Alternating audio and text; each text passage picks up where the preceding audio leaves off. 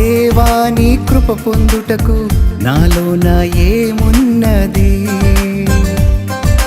దేవాని కృప పొందుటకు నాలోన ఏమున్నది? మలినమైనది నా గతం, చేజారినది నా జీవితం.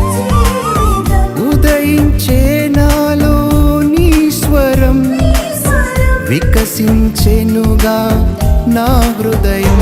దేవా నీ కృపయేగా, ఇది నీ కృపయేగా. దేవా నీ కృపయేగా, ఇది నీ కృపయేగా. ఇది నీ కృపయేగా, వేరే లేదుగా. దేవా నీ కృప పొందుటకు నాలోన ఏమున్నది? దేవా నీ కృప పొందుటకు నాలోన ఏమున్నది?